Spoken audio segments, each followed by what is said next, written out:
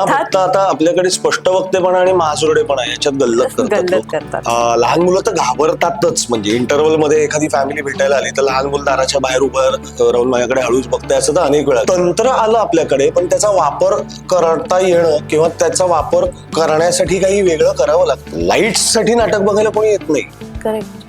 नाटक उत्तम दिसावं ह्यासाठी लाईट्स असतं. आधी ती पटकन बोलून दिली, आपल्याला कसं नाही सुचलं, कारण आपलं वय तेवढं त्यांचं करिअर आहे. हाय, वेद थिएटर्सच्या हॅशटॅग बघायलाच हवं या सेगमेंटमध्ये मी वृंदा धापलकर आपल्या सगळ्यांचं मनापासून स्वागत करते. दिग्दर्शक विजय केंकरे यांच्या नावावरती 100हून अधिक नाटकं दिग्दर्शित करण्याचा विक्रम आहे. आज आपण आलोय मास्टर माइंड नाटक पाहायला. सस्पेन्स थ्रिलर असणारं हे नाटक. आज आपण गप्पा मारणार आहोत आस्ताद काळे आणि अदिती सारंगधर या स्टारकास्टशी. चला बघूया मास्टर माइंड. नमस्कार, मी वृंदा धापलकर. वेद भेटच्या या हॅशटॅग बघायलाच हवं या सेगमेंटमध्ये मी मनापासून स्वागत करते. आत्ता आपण गप्पा मारतोय एक उत्कृष्ट कलाकार आणि मास्टर माइंडचे श्री आस्ताद काळे यांच्याशी. नमस्कार सर, हा मास्टर माइंडचा कितवा प्रयोग आणि लोकांची प्रतिक्रिया काय आहे? हा माझ्या माहितीनुसार 94वा प्रयोग आहे आज मुलुंडमध्ये जो सादर होतोय तो. आता लवकरच 100व्या प्रयोगाची पायरी आम्ही ओलांडणार आहोत, टप्पा ओलांडणार आहोत. तर आवडतं, लोक घाबरतात. म्हणजे अगदी मोठमोठे म्हणजे वयाने जवळजवळ 35-40चे लोक सुद्धा, एस्पेशली स्त्रिया, प्रयोग संपल्यानंतर पटकन मला भेटायला येत नाही, भीती वाटते म्हणून. अच्छा. लहान मुलं तर घाबरतातच. म्हणजे इंटरव्हल मध्ये एखादी फॅमिली भेटायला आली तर लहान मुलं दाराच्या बाहेर उभं राहून माझ्याकडे हळूच बघताय असं तर अनेक वेळा घडलं. पण ही पावती आहे, म्हणजे ही कॉम्प्लिमेंट म्हणूनच घेण्यासारखी गोष्ट आहे. दुसरं एक, लोकांना, प्रेक्षकांना खूप कौतुक वाटतं की 2च पात्री नाटक आहेत आणि तुम्ही कसं काय पेलता. पण पुन्हा त्याच्या मागे तालीम असते, त्याच्या मागे सवय हा एक फॅक्टर येतो. रंगीत ताल मी जेव्हा पहिल्यांदा अख्खी रन थ्रू केली जाते तेव्हा आमचे 12 वाजले होते दमून, कारण फिजिकली खूप एक्झॉस्टिंग आहे हे नाटक. पण तो सवयीचा भाग आहे, त्यामुळे खरं तर मी आभारच मानीन प्रेक्षकांचे, ह्या काही गोष्टींबद्दल आमचं कौतुक करतात. पण त्यामागे तालीम आणि रियाजानी होत, सरावानी होत गेलेले, काय म्हणतात, अंगवळणी पडत गेलेल्या या गोष्टी आहेत. आणि आहे, अवघड आहे. म्हणजे कुठलंही 2 पात्री 3 पात्री नाटक 2-2.5 तास पेलून नेणं, बरोबर, हे खरंच अवघड असतं आणि त्यात तेवढीच मजाही येते. अर्थात. एखादी एकदम प्रिसाइजली लक्षात राहिलेली प्रतिक्रिया एखाद्या प्रेक्षकांची? नाही, अशी अगदी प्रिसाइज अशी नाहीये, पण ओव्हरऑल खेळवून ठेवता तुम्ही. एक परिपूर्ण चित्रपट बघितल्याचं एक फिलिंग दिलं तुम्ही. आम्ही लेपल माईक्स वापरतो नाटकामध्ये, तर मला एक प्रेक्षक जरा 50कडे झुकलेले काका आले होते. आता मी काका म्हणू नये त्यांना, मी स्वतः 41 वर्षाचा आहे, पण तरी थोडे माझ्यावर एक 15-20 वर्षांनी मोठे, आणि ते साऊंडच्या क्षेत्रात काम करतात. अच्छा. त्यांनी मला बाजूला घेतलं, शिवाजी मंदिरला आले होते, त्यांनी मला बाजूला घेतलं आणि विचारलं, तुम्ही लेपल माईक्स वापरता ना? म्हटलं हो. तू म्हणे, मी तुला अरेतुरेच करीन, मी मोठा आहे तुझ्या. म्हटलं ऑफकोर्स अरेतुरे करा, तू गाणं शिकलायस वगैरे मला माहिती आहे, तुझा तंत्रज्ञानाचा म्हणजे टेक्नॉलॉजी वापरण्याचा सेन्स खूप चांगला आहे, तुझा माईक वापरायचा सेन्स खूप चांगला आहे. अरे वा. I think this is a very important compliment, की जेव्हा कॅमेऱ्याच्या बाबतीत म्हटलं जातं की तुमचा चेहरा 70 mm वर दिसणार असेल तर तो किती वापरायचा, आणि 52 इंचावर दिसणार असेल तर तो 50 इंचावर दिसणार असेल तर तो किती वापरायचा, ह्याचा अभ्यास नटांनी करणं फार गरजेचं आहे. आणि स्टेजवर काम करताना तो किती वापरायचा, किती प्रमाणात हलवायचा, हावभाव किती प्रमाणात दाखवायचे नाही दाखवायचे, हेच आवाजाच्या बाबतीत पण खूप मॅटर करतं. आणि त्याचा मी प्रयत्नपूर्वक स्वतः विचार करून करून करून तिला काही सांगायचं या नाटकापासून, ह्या गोष्टींचा विचार करून करून करून मी हे कुठेतरी प्रयत्न केले, त्याचं फळ म्हणजे ते पोचले, ही मला कॉम्प्लिमेंट खूप महत्वाची वाटते. आणि माझ्या मते हे सजग प्रेक्षक असण्याचं अगदी अगदी हे एक सुंदर नमुना आहे किंवा कारण तंत्र आलं आपल्याकडे, पण त्याचा वापर करता येणं किंवा त्याचा वापर करण्यासाठी काही वेगळं करावं लागतं. Correct. अशी जाणीव असलेल्या कलाकारांपैकी माझं नाव घेतलं गेलं त्या काकांकडून, त्याचा मला खूप आनंद वाटला. अगदीच. आणि आता तंत्रज्ञानाचा विषय निघाला. तुमचं हे जे मास्टर माइंड नाटक आहे हे तांत्रिक दृष्ट्या अत्यंत भक्कम आहे असं सगळीकडनं आम्हाला कळतंय. हो. तर त्याबद्दल थोडंसं ऐकायला आवडेल. काय आहे ना, कुठल्याही नाटकाला किंवा एस्पेशली मी नाटकालाच म्हणेन, कारण नाटक हे तसं पाहायला गेलं तर 2 डायमेन्शनल आहे. अगदीच त्यामुळे पडदा बाजूला गेल्यावर पहिलं जे दिसतं ते पहिलं इम्प्रेशन आहे. अगदीच. आणि first impression might turn out to be the last impression. म्हणजे पहिलं मला वाटतं वाडा चिरेबंदीच्या बाबतीत विजया मेहतांनी एक स्टेटमेंट केलं. त्यांना विचारलं होतं, तुम्हाला सगळ्यात अवघड रंग मंच व्यवस्था जी असते, सेट डिझाईन तुमच्या दृष्टीने सगळ्यात अवघड कुठलं होतं आतापर्यंत तुम्ही केलेल्या नाटकांचं? तेव्हा त्यांनी मला वाटतं वाडा चिरेबंदीचं नाव घेतलं होतं. कारण रंगसूचना पहिली जी आहे त्यानुसार नुकताच घरात मृत्यू झालाय, पडदा बाजूला गेल्यावर बघणाऱ्या प्रेक्षकाला आत्ता या घरात काहीतरी गडबड दिसते, हे फील येऊन आलाच पाहिजे. हे माझ्यासाठी सगळ्यात चॅलेंजिंग होतं. If I am not wrong हे त्यांचं म्हणणं आहे. कदाचित माझं चुकलं असेल तर प्लीज माझ्यापर्यंत पोचवा, माझी चूक सुधारा प्लीज. पण ते नाटकाच्या बाबतीत फार चॅलेंजिंग असतं. आता हे आमचं नाटक सस्पेन्स थ्रिलर आहे, गूढ रहस्य प्रधान आहे. सो पहिल्यांदा पडदा बाजूला गेल्यानंतर पहिल्या पात्राची स्टेजवर एंट्री होईपर्यंत एक 10 सेकंद प्रेक्षकाला आयदर तू घाबर तरी किंवा तुझी उत्सुकता तरी सुरू होऊ दे. ती शिगेला पोचवायचं काम नटांचं आहे ऑब्व्हियसली, पण निदान त्या दिशेने प्रेक्षकाला असं एक जा तिकडे जा, त्या झोन मध्ये जा, हे काम सेट करतो. आणि जे मामा मुळ्यांनी उत्तमरित्या साकारलंय त्याला जोड असते ती प्रकाश योजनेची. म्हणजे शीतल दादा, एकदा आमच्यात टीमचा इंटरव्ह्यू झाला, त्यात शीतल तळपदे, त्याचं स्टेटमेंट फार महत्वाचं वाटलं मला. प्रश्न असा होता की दिसत नाही, लाईटचा असा वेगळा इफेक्ट असं दिसत नाही. तो म्हणतो तेच ना, लाईट दिसले नाहीच पाहिजेत. ओ किती सुंदर. लाईट हे नाटकाला पूरक असले पाहिजेत. लाईट साठी नाटक बघायला कोणी येत नाही. करेक्ट. नाटक उत्तम दिसावं ह्यासाठी लाईट्स असतात. अगदीच.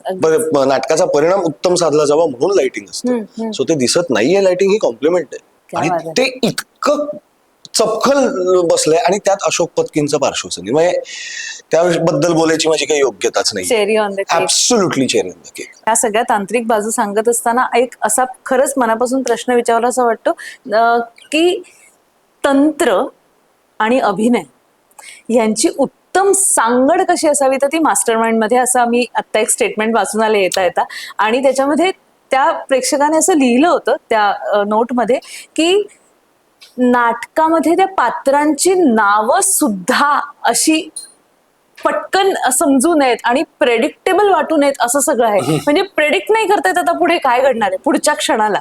तर त्याबद्दल आम्हाला थोडंसं आमच्या रसिक प्रेक्षकांना सांगा, कारण कसं आहे की एक तर धक्का तंत्र वापरलंय प्रत्येक ठिकाणी, तर त्याबद्दल आम्हाला ऐकायला आवडेल. या नाटकामध्ये ऍक्च्युअल घटना तुमच्यासमोर काहीच घडत नाही, पण काहीतरी घडेल की काय, आत्ता काही घडेल की काय, हा एक अनइझीनेस ठेवण्याचा आम्ही प्रयत्न केलाय, प्रेक्षकाला सेटल न होऊ देणं. कारण अशा प्रकारच्या नाटकामध्ये कितीही आपण विचार केला तरी काय एखादं लूपहोल सुटलेलं असू शकतं जे पहिल्या 30-40 प्रयोगापर्यंत लक्षात येत नाही.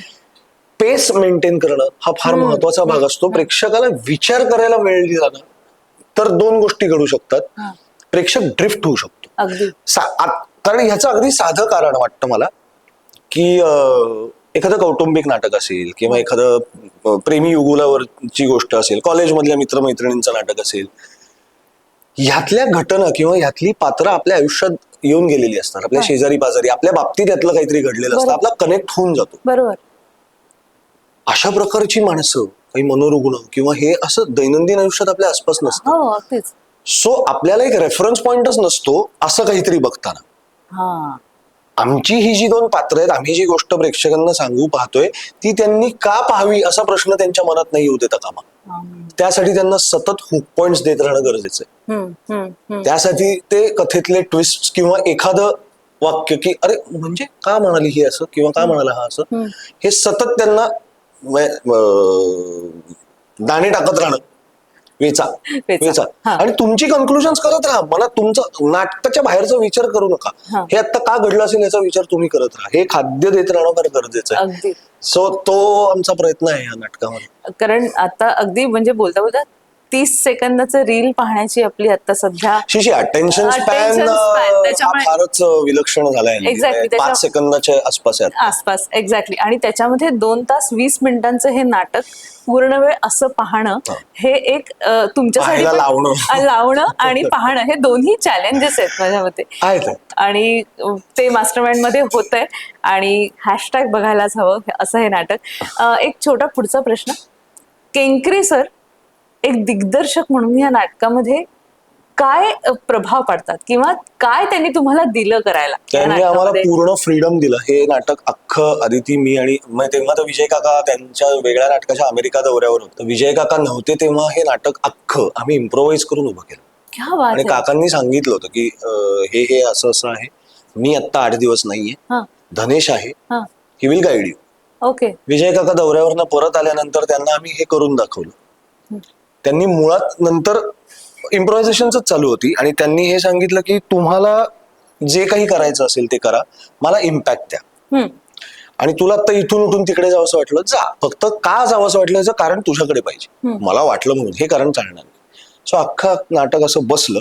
रंगीत तालमीसाठी जेव्हा आम्ही गेलो त्याच्या 1 दिवस आधी काका म्हणले आता थांबा. हे जे केलंस ते इथे न करता तिथे वर जा, स्टेज वापरलं जात नाही अख्खं. हे नको करूस, त्याच्याऐवजी हे कर, हे नको करूस, त्याच्याऐवजी हे कर. अशा 4 ते 5 गोष्टी त्यांनी बदलल्या. इंटरव्हल पॉइंट त्यांनी फिक्स करून दिला आणि एंडची फ्रेम त्यांनी फिक्स करून दिली. असे 7 ते 8 महत्वाचे बदल त्यांनी केले. रंगीत तालीम झाली आणि आमच्या लक्षात आलं नाटक बसलं होतं. विजय काकांनी फक्त कलही करताना कसं ठाकटोक ठाकटोक करतात तेवढं फक्त करून दिलं आणि त्याचा इम्पॅक्टच बदलला. म्हणजे इतक्या वर्षांचा अनुभव इतक्या मोजक्या गोष्टींमधनं त्यांनी असा पचकन ओतला ना नाटकात आणि टोटल इम्पॅक्टच बदललं. मी आदिती आणि हे आदिती पटकन बोलून गेली, आपल्याला कसं नाही सुचलं. कारण आपलं वय आहे तेवढं त्यांचं करिअर आहे. करेक्ट. म्हणून आपल्याला नाही सुचलं म्हटलं. करेक्ट. करेक्ट. सो दिग्दर्शक म्हणून त्यांनी फ्री हँड दिलं आम्हाला की विश्वास टाकला मुळात माझ्यावर आणि आदितीवर की आम्ही नाटकाशी प्रतारणा करणार नाही, संहितेशी प्रतारणा करणार नाही. आणि पाहिजे तेव्हा लगाम खेचलं फक्त आणि दिशा दाखवली. फक्त लगाम खेचून उजवीकडे वळ अशी दिशा दाखवली. त्यांचंच वाक्य आहे, मी माझी नाटकं समोरून बघत नाही. मास्टर माइंड हे त्यांनी स्वतः बसवलेल्या नाटकांपैकी दुसरं नाटक आहे जे त्यांनी समोरून पाहिलं. अच्छा. बर बर. म्हटलं मग ही आता कॉम्प्लिमेंट समजायची की अजूनही आम्ही चुकतोय असा अर्थ घेतो. नाही कॉम्प्लिमेंट आहे असं म्हणजे. So basically he is happy of the overall outcome, the overall result. आणि खूप प्रयोग होत अशी सदिच्छा ते व्यक्त करतात आणि आमच्या प्रयोगाला येतच नाहीत बऱ्याचदा. अच्छा. बरं, आदिती आणि तुमचं हे तिसरं म्हणजे नाटक आहे आणि तुमचा जो बॉन्ड आहे पहिल्या नाटकापासूनचा तो या नाटकात सुद्धा प्रिसाइजली दिसतोय. तर त्या बॉन्ड बद्दल पण आम्हाला ऐकायला आवडेल. सगळ्यात महत्वाची गोष्ट, आम्ही दोघंही बाकी कितीही भंकस करत असलो, एकमेकांची फार नाही पण इन जनरल वैयक्तिक आयुष्यामध्ये वेडेपणा करत असलो तरी सुद्धा एकदा तिथे 2 विंगांच्या मधल्या जागेत उभे राहिलो की तिथे नो नॉनसेन्स, तिथे ऍब्सोल्युटली नो नॉनसेन्स. राईट. म्हणजे चल ना आज बाहेरगावचा ओपनचा प्रयोग आहे, चल ना सोड. नाही, हा दोघांचाही स्वभाव नाही. दुसरं म्हणजे आज तुझं काम माझ्याहून चांगलं झालं का, आता उद्या बघतोच मी किंवा बघतेच मी. हे एकमेकांवर कुरघोड्या करणारे किंवा पु ल देशपांडेंच्या भाषेत नरभक्षक वादक असायचे ना पूर्वी, नरभक्षक तबलजी असं त्यांनी एका कुठल्या तरी याच्यात वापरलंय. असे आम्ही दोघंही नाही. तुझं काम चांगलं झालं, माझ्याहून चांगलं झालं हा वेगळा मुद्दा आहे. तुझं काम आज उत्तम झालं याचा परिणाम नाटकाच्या परिणामावर होणार आहे, जेणेकरून नाटकाचे अजून 10 प्रयोग जास्त व्हायला मदत होणार आहे, जेणेकरून माझाही आर्थिक फायदा होणार आहे आणि आपल्या टीम मधले इतर 12 लोकांचाही होणार आहे. सो नाटकाचे उत्तम प्रयोग करत राहूया, हाच दोघांचाही स्वभाव आहे. तिसरी गोष्ट म्हणजे तिची सिनियरिटी, म्हणजे ती मलाही जवळजवळ 5 वर्षांनी सिनियर या क्षेत्रामध्ये. ती कुठेही तिची सिनियरिटी किंवा तिने केलेल्या कामाचा व्हॉल्यूम ऑफ वर्क किंवा तिला आज महाराष्ट्रात जी ओळख आहे त्या ओळखीचं बॅगेज कुठल्याही प्रकारचं कुठेच कॅरी न करता अख्ख्या टीम बरोबर वागते. आम्ही आर्टिस्ट आहोत म्हटल्यावर आम्हाला वेगळी ट्रीटमेंट हवी ही अपेक्षाच नाहीये. इनफॅक्ट माझं आणि तिचं दोघांचंही म्हणणं असतं बाकी सगळे कुठे आहेत, कुठल्या हॉटेलला आहेत, त्याच्यात जवळ एखाद्या हॉटेलला ठेवा. बोर होतं नाही तर दौऱ्यात वगैरे गेल्यावर करायचं काय दिवसभर. खरंय खरंय. त्यांचं जेवण झालंय ओके, त्यांचं हे झालंय ओके, अडीअडचणीला त्यांच्यासाठी वाटेल त्या वेळेला उभं राहायचंय ओके. सो हे ह्या बाबतीत म्हणजे माणूस म्हणून आम्ही खूप सिमिलर आहोत ह्या काही फ्रंट्सवर. आणि गमतीचा भाग असा, मागे एका इंटरव्ह्यू मध्ये आदिती म्हणली होती, आता 3 नाटकांचे मिळून आम्ही जवळजवळ ह्याचे 90, प्रपोजलचे जवळजवळ 350 आणि चर्चा तर होणारच ऑलमोस्ट 100. हो, म्हणजे 600 प्रयोग साधारण आम्ही एकत्र केलेले आहेत.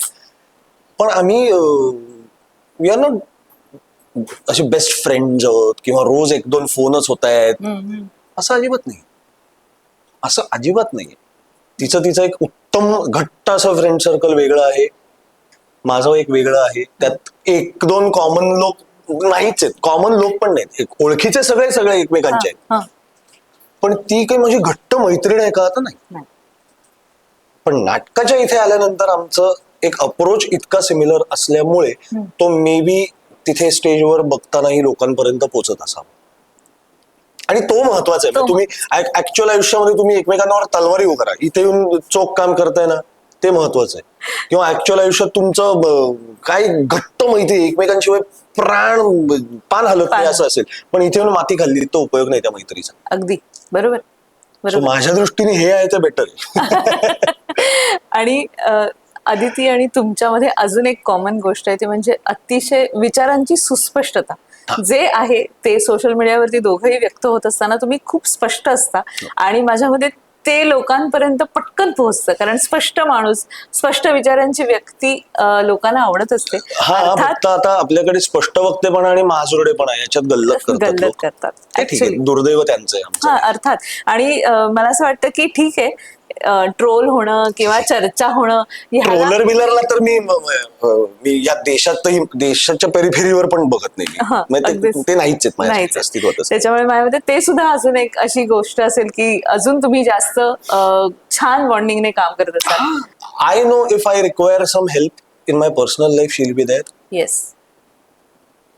तिचं इन जनरल सर्कल आणि जनसंचय इतका मोठा आहे की तिला माझ्यापर्यंत मदत मागायला याची गरजच पडणार नाही, एवढी माणसं तिच्या आसपास आहेत. पण जर गरज पडलीच तर आय विल बी देअर हे तिला माहिती. अगदीच. आणि हे काय बोलून दाखवायची गरज नाही पडलेली कधीच. आणि दुसरं म्हणजे नाटक या मीडियाबद्दल, या माध्यमाबद्दल एक प्रामाणिक आस आहे. करेक्ट. आपुलकी वाटते. आम्ही नेहमी नाटकात रमायला होतो. आता पूर्वीसारखे 10 दिवसाचे दौरे होत नाहीत दुर्दैवाने. नाही तर इट वॉज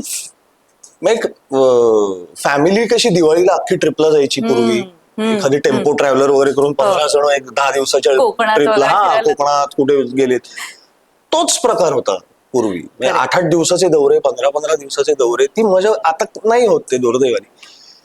पण त्यामुळे ह्या सगळ्या प्रकारांमध्ये आम्ही दोघेही रमतो. करेक्ट. आणि ते महत्वाचं आहे, रमणं फार गरजेचं आहे. अगदीच. शिवराय अष्टकच्या माध्यमातून एक वेगळे असतात काय आम्हाला पाहायला मिळाले, आणि त्यातली कॅरेक्टर्स आणि त्याच्यामध्ये असणारे तुमचे लुक्स आणि आज मास्टरमाइंड मध्ये असणारा टोटल म्हणजे लुक, या सगळ्यामध्ये वेगवेगळ्या जॉनर मध्ये असतात काय आम्हाला बघायला मिळाले. तुम्हाला कुठे बघायला आवडतं स्वतःला, किंवा तुम्हाला काय आवडतं बघायला स्वतःला, कुठल्या वेशामध्ये किंवा कुठल्या कॉस्ट्युम मध्ये बघायला आवडतं? मला स्वतःला आत्ता मी जसं बसलोय ते सर्वोत्तम आहे. किंवा डेनिम आणि कुर्ता. फॉर्मल्स मध्ये मला अजिबात आवडत नाही. मला अजिबात फॉर्मल्स मध्ये खूप असा आखडल्यासारखं होतं. किंवा नॉर्मल, मला अत्यंत साधे आउटफिट्स आवडतात. मी शक्यतो मालिकांमध्ये वगैरे सुद्धा प्रयत्न करतो त्यांना सुचवायचा की तो बिझनेसमॅन आहे, म्हणजे तो सतत फॉर्मल्स, कुठलाही बिझनेसमॅन सतत फॉर्मल्स मध्ये वावरत नाही. कधीच नाही. बरं, तो IT कंपनीचा मालक वगैरे तर म्हटलं अरे नाही फॉर्मल्स मध्ये जात आता ऑफिसला पोरं लोक. मीटिंग्स वगैरे काही असतील तर ठीक आहे, सतत टाय ब्लेझर आणि हे नका ना, वेगळं करा ना, वेगळं काहीतरी, असा माझा एक प्रयत्न असतो. ते कोणी माझं ऐकत नाही, त्यामुळे मला फॉर्मल्स दिले जातात, मला बोर होतं. पण त्यातल्या त्यात सलवार कुर्ता किंवा डेनिम कुर्ता हे असं ढगळं मला कम्फर्टेबल पाहिजे. क्या बात आहे. खूप खूप धन्यवाद. मास्टरमाइंड बद्दल इतकं छान आम्हाला सगळं उलगडून सांगितलं. नाटक पाहतोच आहोत आणि अर्थातच लोकांपर्यंत ते आमच्या माध्यमातून एकदम 100% पोहोचेल याची आम्ही अगदी खात्री देतो. आणि हॅशटॅग बघायलाच हवं मध्ये आत्ता आपण आस्ताद काळे यांच्याशी गप्पा मारल्या आणि मास्टरमाइंड बद्दल आपल्याला खूप गोष्टी त्यांनी छान छान पद्धतीने सांगितल्या. आणि अर्थातच मी नाटक पाहतेय आणि तुम्ही पाहणार आहात याची खात्री देऊया आणि भेटूया पुढच्या भागामध्ये. धन्यवाद. आत्ता पाहून आली आहे सस्पेन्स थ्रिलर मास्टरमाइंड. हॅशटॅग बघायलाच हवं असं हे नाटक. Outstanding performance. रंगमंचावर खरं तर काहीच घडत नाही, पण तरी देखील अक्षरशः भीतीने थरकाप उडतो. आणि आत्ता तुम्ही पाहत असाल मला घाम आलाय, असा घाम चिल्ड झालेल्या नाट्यगृहात येतो. अजून याच्यापुढे मी काही सांगणार नाही. बघा, अनुभवा आणि असं म्हणा दिग्दर्शकीय लेखनीय मास्टरमाइंड.